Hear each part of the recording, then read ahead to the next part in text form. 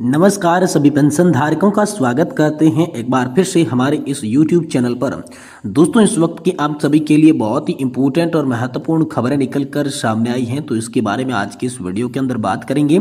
जी हाँ दोस्तों, पहली बड़ी खबर की बात करें तो भविष्य निधि में जमा रकम 7,500 रुपये न्यूनतम पेंशन और पेंशन भोगियों का टेंशन को लेकर आप सभी के लिए बड़ा अपडेट आया है। किस प्रकार भविष्य निधि में जो जमा रकम है और 7,500 रुपये की जो न्यूनतम पेंशन है उसको लेकर पेंशन भोगियों की क्या टेंशन आखिरकार सामने आई है, तो इसके बारे में दोस्तों आज की इस वीडियो के अंदर बात करेंगे। साथ ही बात करने वाले हैं एम्प्लॉयज पेंशन स्कीम 1995 को लेकर आप सभी के लिए बड़ी खबर है। पेंशन योग्य वेतन सीमा 21,000 को लेकर बड़ा दावा दोस्तों आप सभी के लिए निकल कर सामने आया है। तो ईपीएस 95 पेंशन में वेतन सीमा 21,000 को लेकर क्या दावा आखिरकार सामने आया है, इसके बारे में भी दोस्तों आज की इस वीडियो के अंदर बात करेंगे। और वहीं बात करेंगे डीओपीटी ने जारी किया है बहुत ही बड़ा आदेश। दिसंबर जून में रिटायर्ड होने वाले केंद्रीय कर्मचारियों को मिलेगा एक अतिरिक्त इंक्रीमेंट का फायदा। जी हां दोस्तों, आप सभी के लिए बड़ी खबर निकलकर सामने आई है। यहाँ पर दिसंबर जून में रिटायर होने वाले 1 लाख केंद्रीय कर्मचारियों को अतिरिक्त यहाँ पर जो है इंक्रीमेंट का फायदा देखने को मिलेगा। तो किस तरीके से इंक्रीमेंट का फायदा देखने को मिलेगा, कैसे उनकी वेतन और पेंशन बढ़ेगी, इसके बारे में भी आज की इस वीडियो के अंदर बात करेंगे। वहीं साथ ही साथ खुशखबरी है आप सभी के लिए, 8वें वेतन आयोग के गठन को लेकर बड़ी खबर है। जनवरी 2026 से वेतन में दोस्तों उछाल आएगा। केंद्र सरकार के सभी कर्मचारियों को देगी तोहफा, देखिए आपका कितना बढ़ेगा वेतन। तो दोस्तों 8th पे कमीशन की मंजूरी को लेकर बड़ा खबर है। सरकार कर्मचारियों को मिलेगा वेतन में बड़ा इंक्रीमेंट, इसको लेकर दोस्तों आप सभी के लिए बड़ी खबर आई है। तो इसकी भी चर्चा दोस्तों आज की इस वीडियो के अंदर करेंगे। यानी कि दोस्तों पेंशन धारकों से जुड़ी तमाम बड़ी खबरों की चर्चा इस वीडियो के अंदर करेंगे।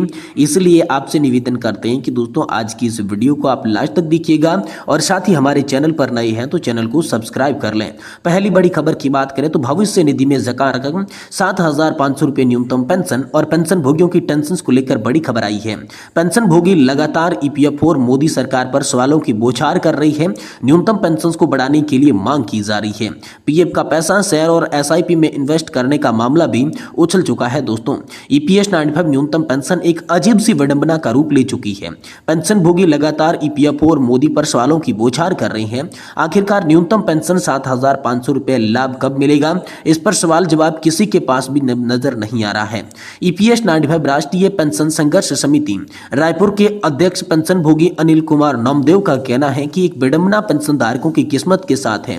जो लोग कहते हैं कि वो भारत के सबसे बेकार संस्थान है, लेकिन लोग ये भी कहते हैं कि वो सरकार के लिए सबसे बड़ा कमाऊ पुत्र है, जिसमें बिना बैंक से लोन लिया, बिना अपनी कोई पूंजी लगाए, सरकार से एक पैसे का अनुदान लिए बिना वो इतना बड़ा लाभ पहुंचाने वाला संस्थान बन गया है कि उनसे बड़े बड़े डूबते हुए उद्योगपतियों को बिना ब्याज लाखों की रकम प्रदान करने की क्षमता भी हासिल कर ली है।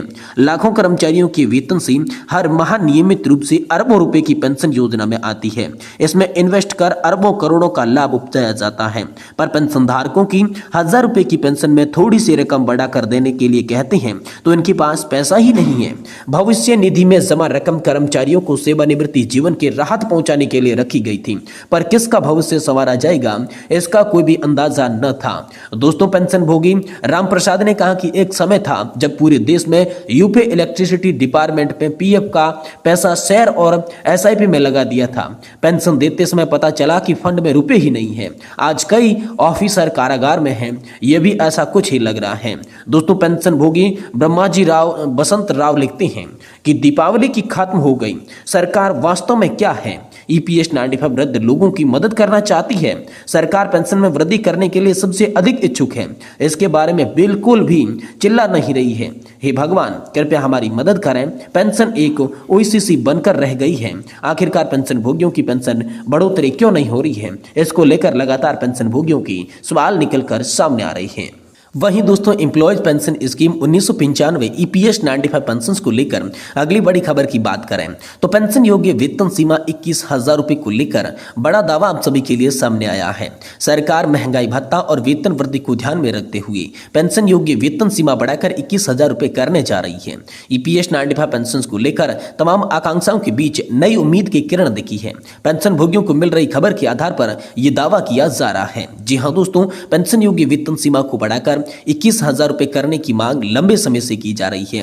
सरकार पर लगातार दबाव बनाया जा रहा है। अब ये खबर भी आ रही है कि सरकार इस पर कुछ सकारात्मक फैसला ले सकती है। फिलहाल सरकार की ओर से फैसला लेने या न लेने का इंतजार ही करना होगा। पेंशन भोगियों का कहना है कि ईपीएस 95 पेंशन में बहुत ही जल्द बहुत ही जरूरी है बढ़ोतरी। जी हाँ दोस्तों, ईपीएस 95 के बारे में जानकारी आ रही है कि सरकार महंगाई और साथ ही साथ वेतन वृद्धि को ध्यान में रखते हुए पेंशन योग्य वेतन सीमा को बढ़ाकर 21,000 रुपए करने जा रही है, जिसकी लंबे समय से वकालत की जा रही है। पेंशन भोगियों ने कहा है कि यहाँ पर जो उम्मीद है इससे वृद्ध पेंशन भोगियों को कुछ राहत देने और भविष्य में पेंशन भोगियों को अधिकतम पेंशन में वृद्धि के लिए न्यूनतम पेंशन को 3,000 रुपए तक बढ़ाने का मार्ग प्रशस्त होता है। जी दोस्तों, पेंशन भोगियों का मानना है क्योंकि सरकार ईपीएस 95 न्यूनतम पेंशन को सब्सिडी देने के लिए बहुत ही बड़ी राशि आवंटित करने में अनिच्छुक है और ईपीएस को उस घाटे में है, इसलिए उपरोक्त व्यवहारिक है। दूसरा विकल्प कर्मचारियों के योगदान को 8.33% से बढ़ाकर वेतन का कम से कम 10% और यहाँ पर सरकारी योगदान को 1.16 से बढ़ाकर 2% करना है। ईपीएस को उसके अधिकांश में आने के बाद पूर्ण पेंशन पाने के लिए पेंशन योग्य सेवा को कम से कम का निर्णय लिया जा सकता है, अर्थात वेतन का 50% पेंशन के रूप में 33 या 35 वर्ष से घटाकर 25 वर्ष किया जा सकता है, जिसे सरकारी कर्मचारियों के बराबर माना जा सकता है।